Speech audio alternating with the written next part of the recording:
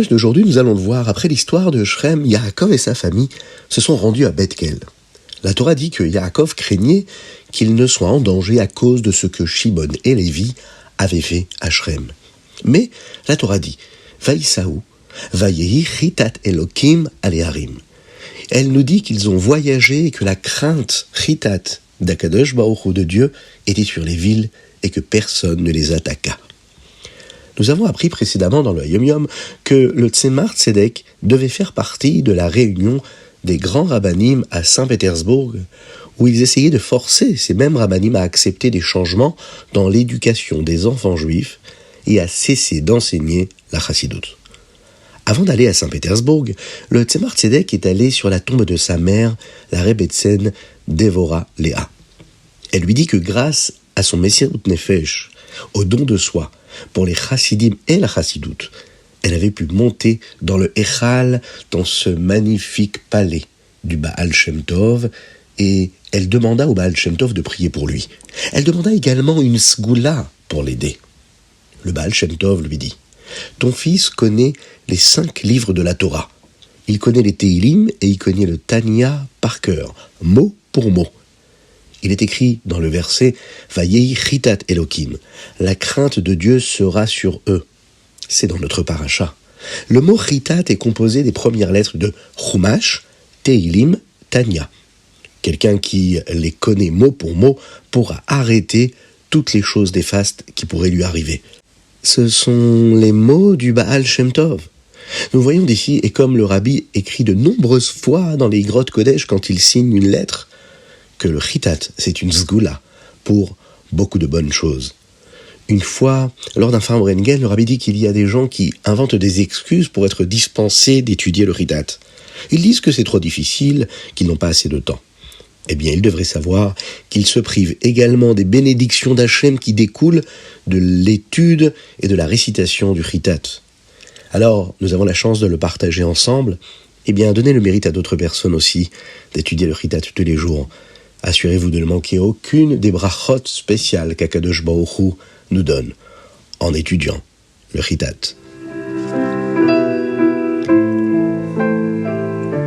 Boker Tov Lekulam, bonjour à toutes et à tous, infiniment heureux de vous retrouver pour partager avec vous le Chitat du 2 jours. Aujourd'hui, nous sommes le jeudi Yom Hamishi de la parashat Vayishlach, Yud Zayin Kislev 5784. Dina, la fille de Léa, aimait aider les gens à apprendre comment servir Dieu de la meilleure façon. Elle va décider d'aller aider les filles de Shrem et leur apprendre les bonnes choses à faire pour se comporter comme il faut. Mais Shrem, le fils de Hamor, a vu Dina quand elle était là, et il a décidé de la prendre et de la faire vivre avec lui comme s'ils étaient mariés, même s'ils ne l'étaient pas. Il ne lui a pas demandé si elle le voulait, et il l'a même blessée.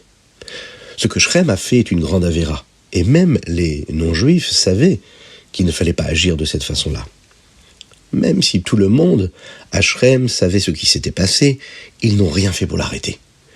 Toutes les personnes qui vivaient dans cette ville-là n'avaient même pas fait de loi sur la manière de punir ceux qui faisaient de telles abominations.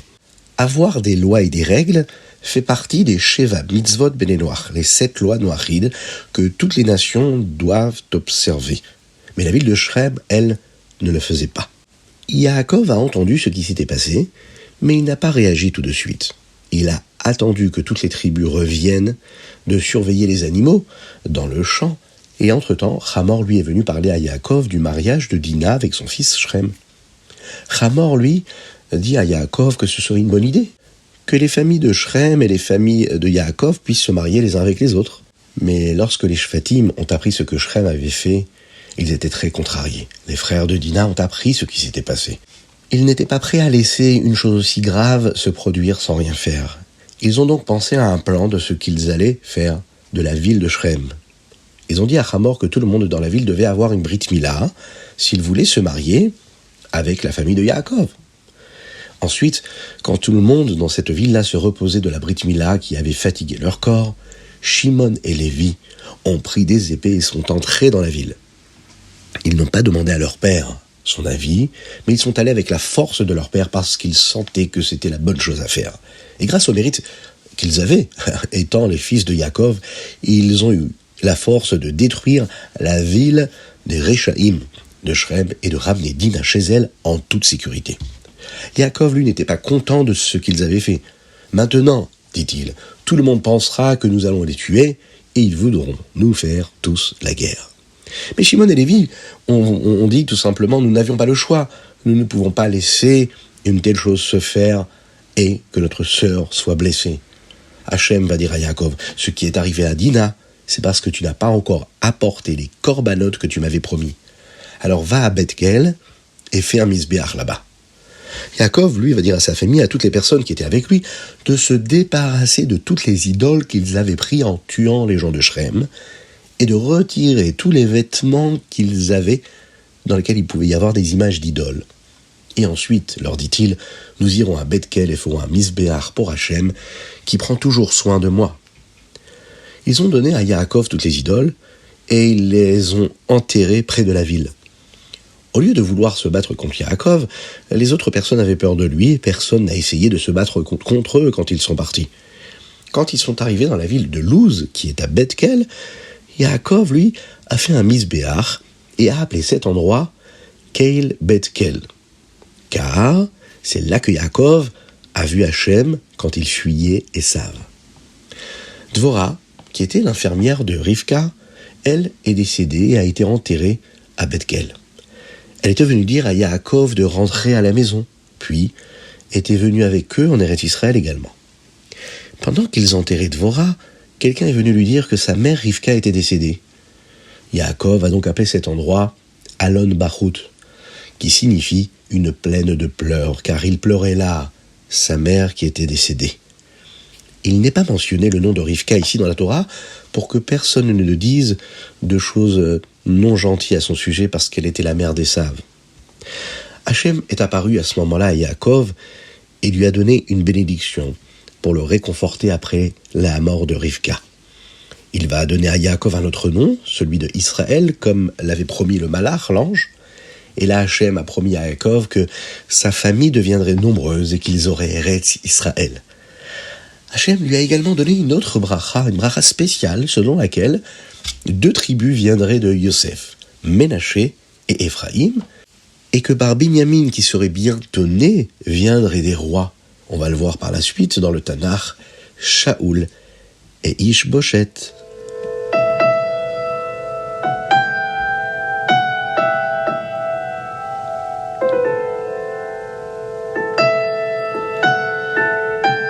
Les Tehilim. Aujourd'hui, nous lisons du Pé Gimel au Pé Zayin, dans le chapitre Pé, qui est un chapitre dit par les fils de Korach et plus tard placé dans les Tehilim de David HaMelech, comme une névoua, comme une prophétie ou une prière pour le long de la galoute dont le peuple juif va devoir subir et traverser.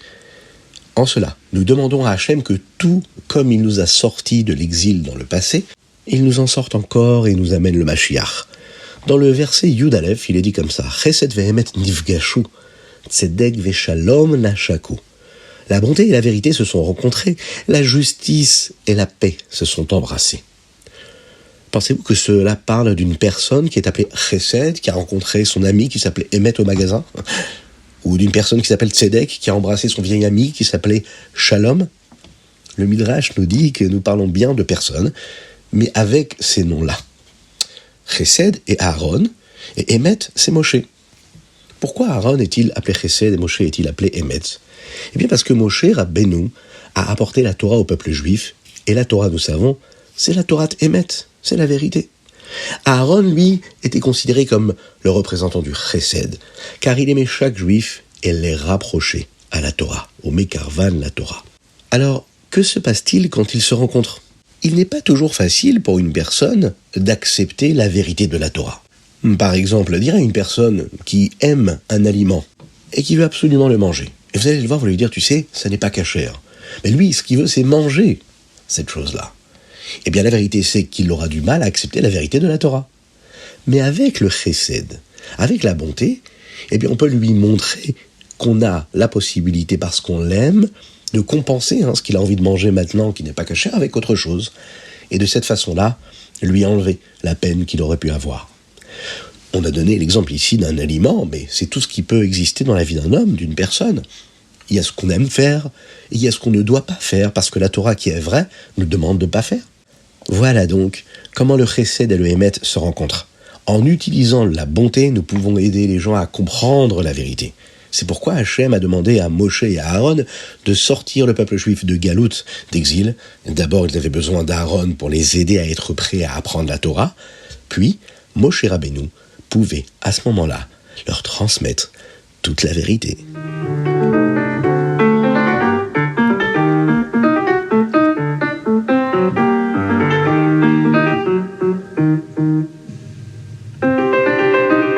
Tanya, Kuntra Sacharon, Siman, Chet. Le Rabbi Shlomo Zalman a entendu dire que des gens qui se pressaient pour aller travailler étaient chazan, et qui ne laissaient pas les gens qu'ils voulaient prier lentement être chazan et diriger l'office. Le Rabbi Shlomo Zalman a été très contrarié d'entendre cela. Il a donc suggéré à ceux qui sont pressés d'aller travailler et de se laisser rendre quitte par le chazan. Comme la prière est si importante, surtout maintenant juste avant l'arrivée de Mashiach, le Rabbi Shlomo Zalman nous dit ici que le chazan doit être quelqu'un qui prie lentement, afin que toutes les personnes qui se trouvent dans le minyan aient le temps d'avoir la kavana pendant toute la prière. Mais pourquoi prier plus longtemps est-il tellement plus important maintenant ? Eh bien parce que lorsque nous ramassons des petits morceaux de Gdusha, les nitzutzot de la Gdusha, de cette sainteté qu'il y a dans le monde, eh bien nous devons les ramener à Hachem. C'est ce qu'on appelle avodat habirurim. Nous faisons cela en priant. Dans une ancienne époque, les gens avaient des neshamot plus élevés, des âmes plus élevées, qui pouvaient ramener ces nitzutzot là très rapidement, c'est des étincelles divines, beaucoup plus facilement, juste en faisant par exemple le schéma.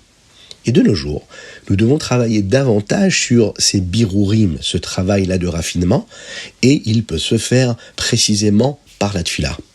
Et oui, c'est justement parce qu'on a du mal à se concentrer que c'est là où le travail se trouve. C'est peut-être difficile, mais c'est ce qu'on attend de nous. Juste avant la venue de Mashiach, prier avec plus de kavana, plus lentement, plus tranquillement.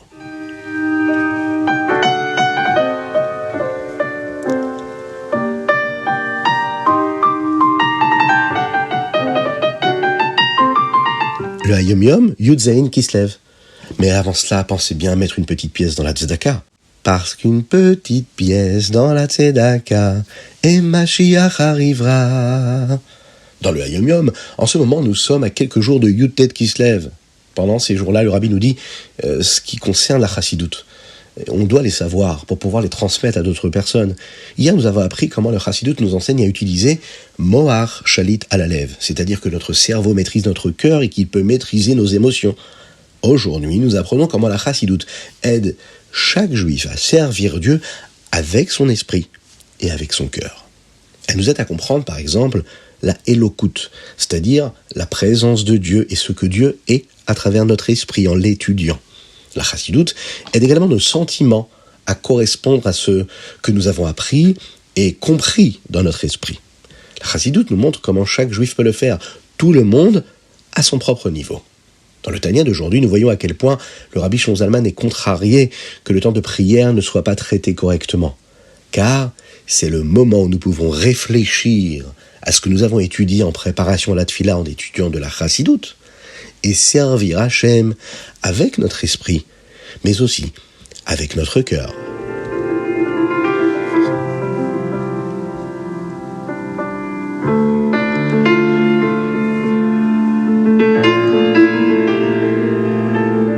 Et nous allons finir avec le Rambam. Nous sommes toujours dans les Ilchot Sha'ar Avot HaTuma. Dans le Rambam d'aujourd'hui, que ce soit dans le Perek Tetvav, Tetzaïn et Yudzaïn, nous apprenons les lois qui concernent le Safek, quand nous ne sommes pas sûrs de quelque chose qui aurait pu devenir impur.